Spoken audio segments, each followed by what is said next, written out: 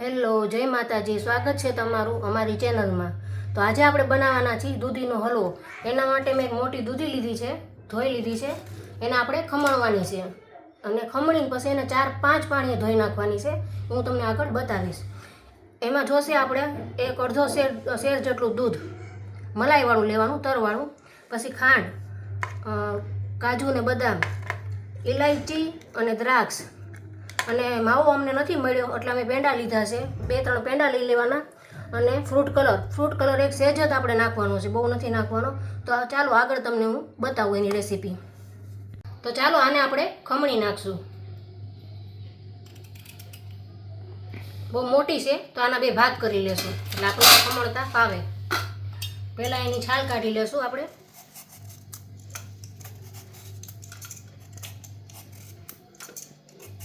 એકદમ કૂણી દૂધી લેવાની, બીવાળી ન હોવી જોઈએ. જો આપણે એકદમ કૂણી જ છે.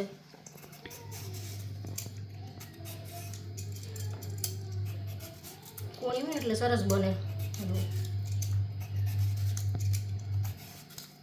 આપણે છાલ કાઢી નાખી છે, પછી એને આપણે ખમણી લેવાની છે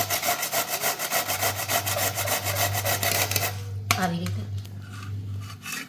તો ચાલો આપણે જે આ 4-5 પાણીએ ધોઈ નાખી છે. બહુ લાંબો વિડીયો થઈ જાય ને એટલે મેં તમને પાણીમાં ધોતાય નથી બતાવ્યું, પછી બહુ લાંબો થઈ જાય વિડીયો. પછી એને આપણે આ મુઠ્ઠીથી એકદમ પાણી નિતારી લેવાનું છે, ખૂબ જોર કરીને અને બધું પાણી નિતારી લેવાનું છે. અને એને આપણે શેકવા મૂકી દેવાનો છે. ઘડીક વાર એને શેકી પછી આપણે એને દૂધમાં બાફવા દેવાનો છે.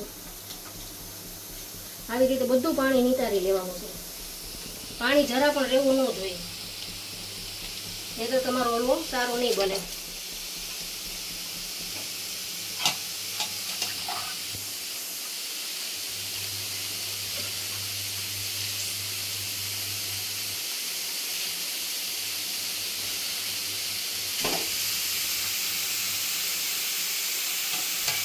આવી રીતે છેલ્લી હોય દૂધી લઈ લેવાનું. એને આપણે આવી રીતે તમે જોઈએ તો કેટલું પાણી નીકળે છે.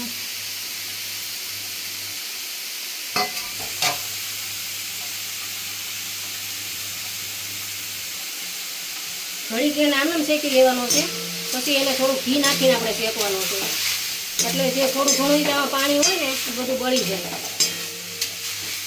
એટલે ઘડીક એને આવી રીતે શેકી લેવાનો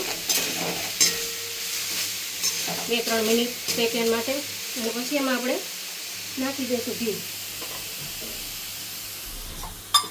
હવે થોડું ઘી નાખીને આપણે એને શેકવાનો છે, 1 ચમચી નાખીને.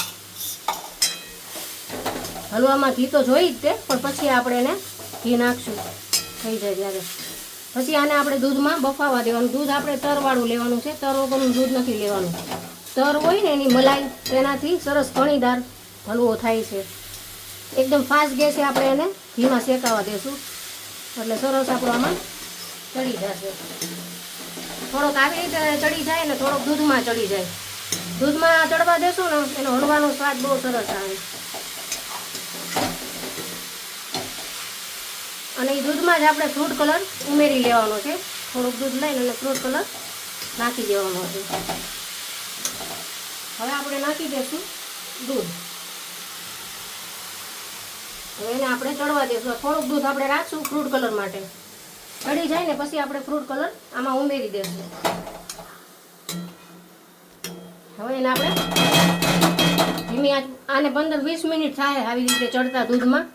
વાર બહુ લાગે છે એટલે એને આપણે નિરાતે ચડવા દેશું. ત્યાં આપણે જે કાજુ બદામની પીસવાના છે એ પીસી લેશું. આવી રીતે ઢાંકીને એને ચડવા દેશું. આ આપણે દૂધમાં ફ્રૂટ કલર તૈયાર કરી નાખ્યું છે. આપણું મલાઈવાળું દૂધ હતું ને એટલે આવું આપણને મલાઈ દેખાય છે અંદર. હવે આપણે જે ચડે છે દૂધ એમાં ફ્રૂટ કલર નાખી દઈશું.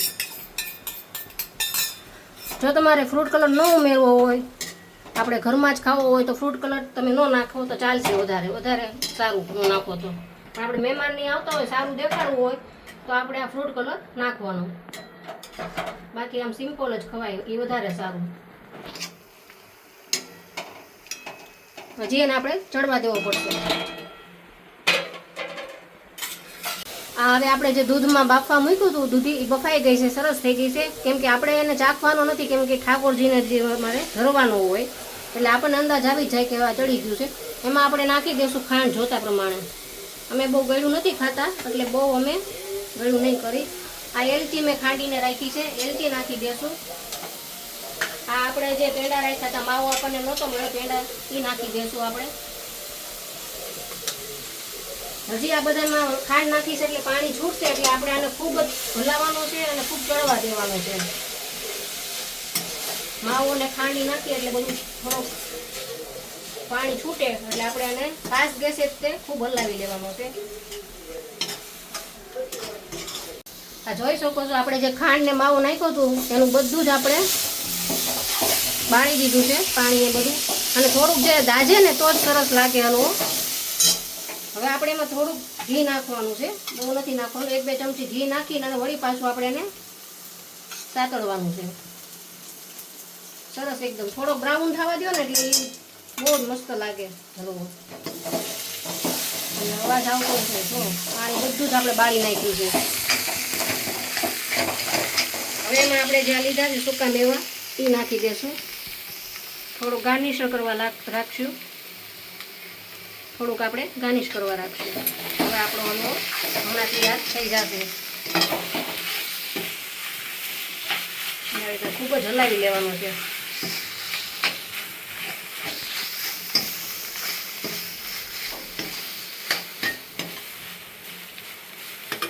વળી પાછો ઘડીક ગેસ ફાસ્ટ કરી દેવાનો એટલે આપણે જે ઘી નાખ્યું છે એ સરસ આમાં મિક્સ થઈ જાય.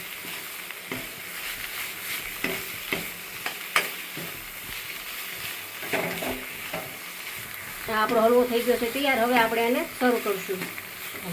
કેમાં કરશું? આપણો હલવો થઈ ગયો છે તૈયાર. હવે આપણે એને ગાર્નિશ કરી લઈશું. આવી રીતે કાજુ બદામને એવું નાખી સરસ એને.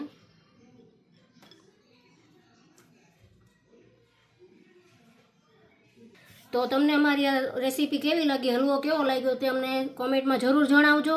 અને સબસ્ક્રાઈબ કરજો, શેર કરજો. મારે યુટ્યુબ ફેમિલી મને ઘણો સપોર્ટ કરે છે, બસ આવી રીતે કરતા રહેજો. થેન્ક યુ, આભાર તમારો બધાનો. આવજો.